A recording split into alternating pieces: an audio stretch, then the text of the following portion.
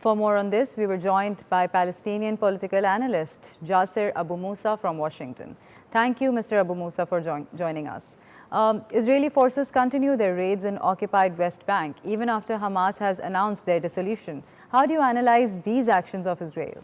Actually, to understand is that the Israeli military operations in the West Bank or the West Bank has been separated from the Gaza Strip since 2007.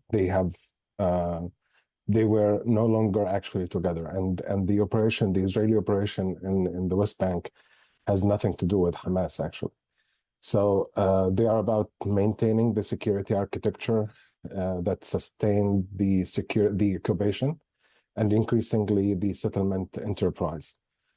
Since October 25, the ceasefire alone, we have documented more than 3,200 Israeli violations in the Gaza Strip, airstrikes, shellings, raids beyond the yellow line. And over 1,059 Palestinians were killed the last 2 hours ago. In the West Bank, the settler violence is averaging 6 attacks per day, and 26, which is only halfway, is already the deadliest year on the record for the settler violence.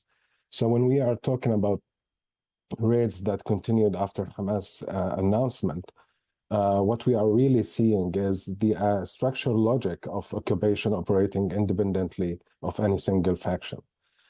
Israel's current government, and I want to be very precise here, is not conducting these operations to counter a specific security threat. I think it's conducting these operations to consolidate territorial control over the West Bank ahead of what it views as a closing political window before October 20 elections that is happening in Israel. The raids, the raids and the settlements are two expressions of the same policy, actually. Sir, as we know, Israeli government has also approved 13 new illegal settlements in the occupied West Bank. Why have there been a constant lack of action from the United Nations? I think the honest answer should be very structured. The United Nations Security Council remains the only body that can enforce authority under the international law. The United States has used its veto consistently to shield Israel from binding resolutions, and the General Assembly can condemn the actions of Israel. The Human Rights Council can investigate. The ICG can issue advisory opinions, but all of that cannot happen or cannot be enforced without a Security Council resolution. That said, I think the framing of UN inaction is incomplete, actually. The UN Secretary General annual report, if you remember a few weeks ago, and the conflict has related to the sexual violence, just included Israeli forces for the first time.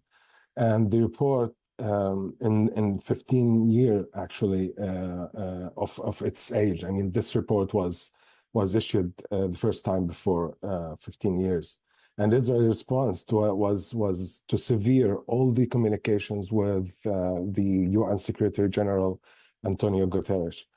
So the UN is acting actually, but what it cannot do is compel compliance. And the settlements question itself needs reframing, because under the establishment international law, the green line remains the recognized boundary, or I mean, there's no boundaries for Israel, but the green line remains the recognized boundary. The settlement of presence does not alter sovereignty. The question is not whether settlers live there, but under whose jurisdiction they fall. The settlers can remain residents of under the Palestinian sovereignty as the Palestinian citizen of Israel, or vice versa. But actually, there is no compliance. There is no compliance force to compel Israel due to the structure that we have. So I think it's not the illegality of the settlements, but it's the structure that we have and the UN has running in.